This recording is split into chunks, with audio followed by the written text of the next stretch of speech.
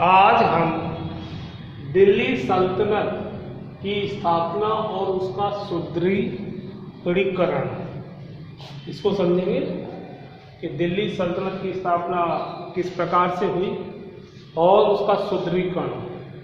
तो उसमें सबसे पहले कुतुबुद्दीन ऐबक की कठिनाइयाँ, कुतुबुद्दीन ऐबक की क्या कठिनाइयाँ रही, यानी कुतुबुद्दीन ऐबक को जब मोहम्मद गौरी ने अपना प्रतिनिधि नियुक्त किया और कुतुबुद्दीन ऐबक 1206 से 1210 तक उसने शासन किया, जो कि लंबा कार्यकाल नहीं था, और घोड़े से गिरकर उसकी मृत्यु हुई चौगान खेलते समय लाहौर में। तो कुतुबुद्दीन ऐबक ने जब सत्ता संभाली तो उसे विभिन्न कठिनाइयों का सामना भी करना पड़ा। तो पहले हम कुतुबुद्दीन ऐबक के परिचय को जानेंगे कि कुतुबुद्दीन ऐबक के कौन था और कैसे उसने मोहम्मद गौरी की कृपा प्राप्त की। तो कुतुबुद्दीन ऐबक का जन्म तुर्किस्तान में हुआ था। कहाँ हुआ था? तुर्किस्तान। कुतुबुद्दीन ऐबक का जन्म तुर्किस्तान में हुआ था। बचपन में उसे दास के रूप में बेच दिया गया था, यानी एक दास था, और बचपन में ही जिसे बाद में खरीदा गया। अंत में मोहम्मद गौरी ने उसे खरीद लिया। तो पहले लोगों को खरीदने और बेचने का एक तरह से प्रचलन था, मनुष्य भी खरीदे और बेचे जाते थे। और उसी क्रम में जब मोहम्मद गौरी ने किसको, ऐबक को खरीद लिया, तो उसकी योग्यता और उसकी कुशलता को देखते हुए गौरी की जो कृपा ऐबक पर बढ़ती गई। तो गौरी के विजय अभियानों में ऐबक की महत्वपूर्ण भूमिका भी इसमें मानी जा सकती है। 1206 ईस्वी में गौरी की मृत्यु के समय ऐबक दिल्ली में ही था, जब 1206 में खोखरों द्वारा नमाज पढ़ते समय मोहम्मद गौरी की हत्या कर दी जाती है। तब ऐबक कहाँ था? ऐबक दिल्ली में था। और कुछ दिनों बाद लाहौर के मुस्लिम सामंतों में ऐबक को सत्ता संभालने के लिए आमंत्रित किया। तो अब गद्दी खाली, मतलब गौरी की मृत्यु हो जाती है। तो इसके बाद क्या करते हैं, मुस्लिम सामंत जो हैं, लाहौर के मुस्लिम सामंत हैं, वो ऐबक को सत्ता संभालने के लिए आमंत्रित करते हैं कि आओ सत्ता संभालो। ऐबक ने लाहौर पहुंचकर सत्ता अपने हाथों में ले ली, और ऐबक भी ऐसा ही करता है।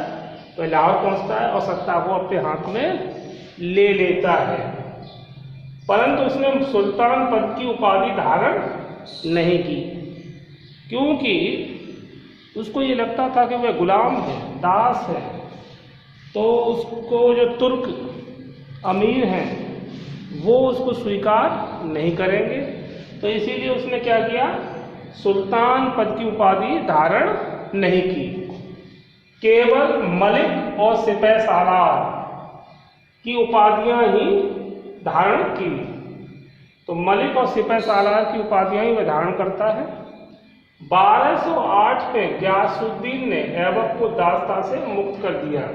तो गयासुद्दीन ने देखा कि ऐबक के मन में दुविधा बनी हुई है, जब तक उसे दासता से मुक्त नहीं किया जाएगा वो स्वतंत्र रूप से शासन नहीं कर पाएगा, और उसके मन में एक दासता का जो भाव है वो बना रहेगा। तो इसी को ध्यान में रखते हुए 1208 ईस्वी में गयासुद्दीन ने ऐबक को दासता से मुक्त कर दिया, और ऐबक को भारत का सुल्तान, और ऐबक को क्या माना, भारत का सुल्तान मानते हुए शाही छत्र भिजवाए, शाही छत्र और पोशाक भिजवाए। तो इससे ऐबक के मन में जो दासता का भाव था वो दूर हुआ, और ये भी उसको लगा कि गयासुद्दीन ने उसको दासता से मुक्त कर दिया, तो ये इसके लिए गौरव की बात है। और जब उसको सुल्तान मानते हुए शाही छत्र भिजवाए तो इससे ऐबक को प्रसन्नता हुई। इससे ऐबक की स्थिति वैधानिक रूप से मजबूत हो गई। मतलब पहले उस पर अंगुलियां उठ रही थी कि दास कैसे सुल्तान हो सकता है, और उसने स्वयं ही मतलब अपने आप को उसके काबिल नहीं मान रहा था, और इसीलिए उसने सुल्तान पद की उपाधि भी धारण नहीं की, सिर्फ मलिक और सेपह सालार की उपाधि धारण की। लेकिन 1208 में गियासुद्दीन के द्वारा उसको दासा से मुक्त करना और शाही चक्र भिजवाना, ये इस बात का प्रतीक है कि ऐबक की योग्यता को देखते हुए उसे वैधानिक, उसकी स्थिति को वैधानिक रूप से मजबूत किया। तो ये कुतुबुद्दीन ऐबक का कुछ परिचय। इसके बाद हम देखेंगे जब कुतुबुद्दीन ऐबक सुल्तान पद धारण कर लेता है तो उस समय उसके लिए बहुत सारी परेशानियां भी होती हैं, सामने रहती हैं। जैसे कि गौरी के अन्य जो योग्य सेनापति यल्दौज और कुबाचा, ये भी सिरदर्द बने रहते हैं, क्योंकि ये भी अपना दावेदारी मांग रहे कि उन्हें ही सुल्तान बनाया जाए जीविका, और ऐबक को ही क्यों। और इसके अतिरिक्त हिंदू सामंतों की समस्या, इसके अतिरिक्त और अमीर वर्ग की समस्या, तो ये इसके लिए बहुत बड़ी परेशानी थी। और हालांकि वह लंबा कार्यकाल तो नहीं उसका रहा, 1210 में मृत्यु हो जाती है, लेकिन फिर भी अपनी सूझबूझ के साथ उसने अपनी समस्याओं का समाधान किया। तो पहले हम देखेंगे कि कुतुबुद्दीन ऐबक की कौन कौन सी समस्याएं थी।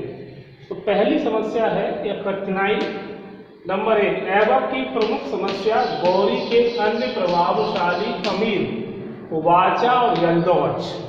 तो गौरी के अन्य प्रभावशाली अमीर कौन है? कुबाचा और यल्दौज और खलजी सरदार। ये खलजी सरदार, अब यहाँ पर यल्दौज, कुबाचा और खलजी सरदार अपने आप को ऐबक के समकक्ष मानते थे।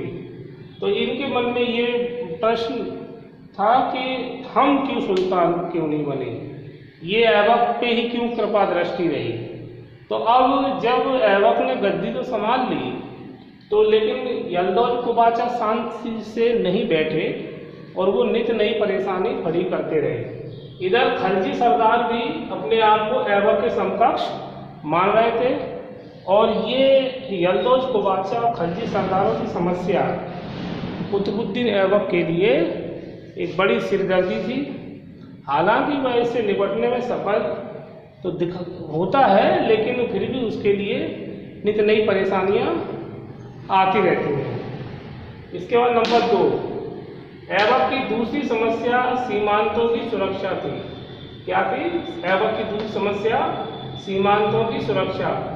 तो सीमा जो लगती थी मतलब उसके राज्य की, तो वहाँ पर क्या था कि ख्वारिज़्म के शाह, मतलब मध्य एशिया में जो ख्वारिज़्म के शाह, वो अपना साम्राज्य विस्तार करने में लगे हुए थे, जिससे कि उस ऐबक की राज्य की सीमा भी लगने लगी थी। इसके अतिरिक्त होकर जो जाती थी वो भी झेलम के आसपास के क्षेत्र में अपना साम्राज्य विस्तार करने में लगी हुई थी।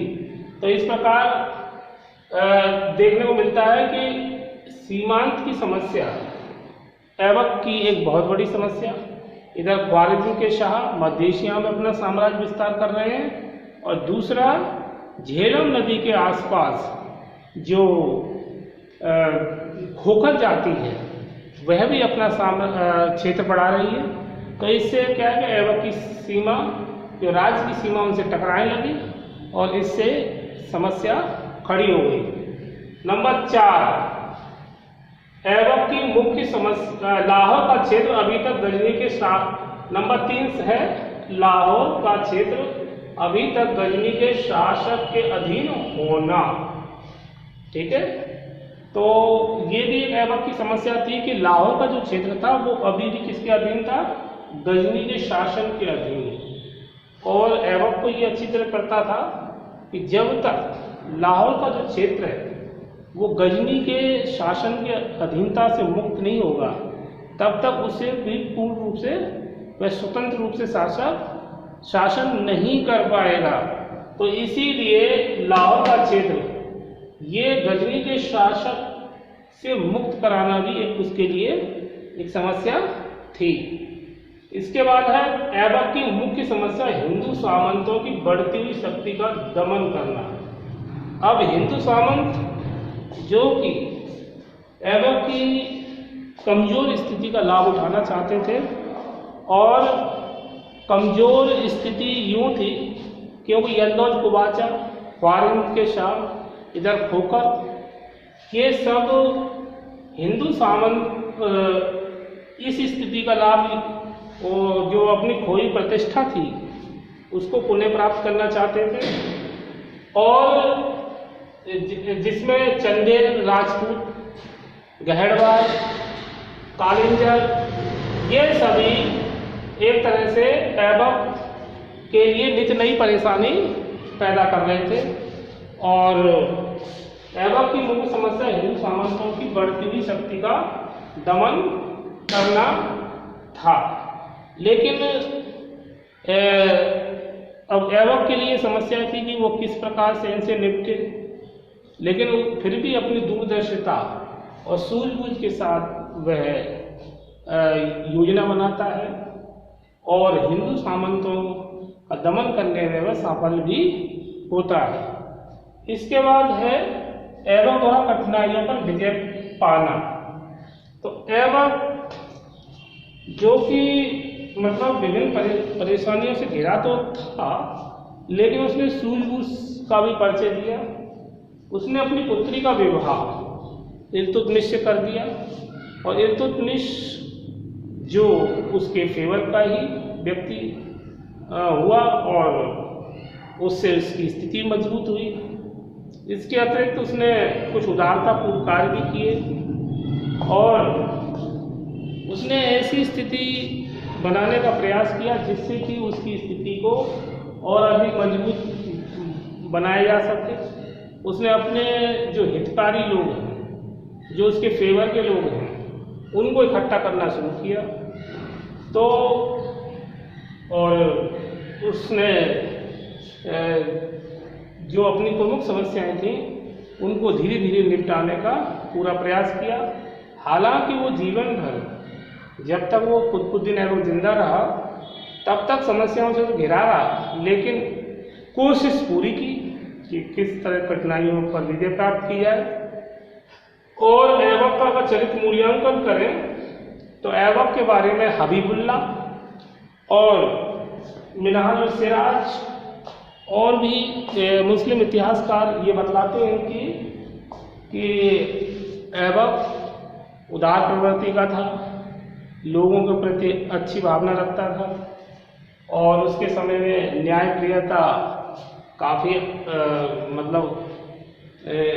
राज्य में स्थापित थी। और कुछ लोग उसको ये बताते हैं कि वो कट्टर था, वो कट्टर मुस्लिम शासक है। उसने अनेक मंदिरों को तोड़ा, जिसमें आता है जैसे 2.5 दिन का झोपड़ा। उसने क्या किया कि मंदिर की जो सामग्री थी उसी से ये 2.5 दिन का झोपड़ा का निर्माण करवाया। इसके अतिरिक्त कुतुब मीनार, कुब्बतुल इस्लाम मस्जिद, इनका भी स्थापत्य कला के क्षेत्र में देखा जाए तो उसने निर्माण कार्य कराया, जिसको इल्तुतमिश ने कुतुब मीनार को बाद में इसको पूरा करवाया। और कुतुबुद्दीन ऐबक जो कि चौगान खेलने का शौकीन था, तो 1210 ईस्वी में चौगान खेलते समय एक तरह का पोलो जो घोड़े पर बैठकर खेला जाता है खेल, उसको खेलते समय वह उधर घोड़े से गिर गया और उसकी मृत्यु हो गई। तो इस प्रकार देखते हैं कि कुतुबुद्दीन ऐबक जो कि संघर्षों से जूझते हुए लास्ट में उसकी घोड़े से गिरकर मृत्यु हो जाती है। तो उसका समय भी ज़्यादा नहीं रहा, 1206 से 1210 ईस्वी। लेकिन उसकी इस कार्यावधि को देखा जाए तो उसने अपनी दूरदर्शिता, कठिन परिश्रम से दिल्ली सल्तनत को स्थायित्व प्रदान करने में महत्वपूर्ण भूमिका निभाई। तो आज इस वीडियो में हमने कुतुबुद्दीन ऐबक और कुतुबुद्दीन ऐबक की कठिनाइयों के बारे में जाना और उसने किस प्रकार से कठिनाइयों में विजय प्राप्त की और उसका चरित्र मूल्यांकन किस प्रकार के स्वभाव का वह था। तो आज इस वीडियो में इतना ही। इसके आगे हम नेक्स्ट वीडियो में और अधिक जानकारी प्राप्त करेंगे। ओके।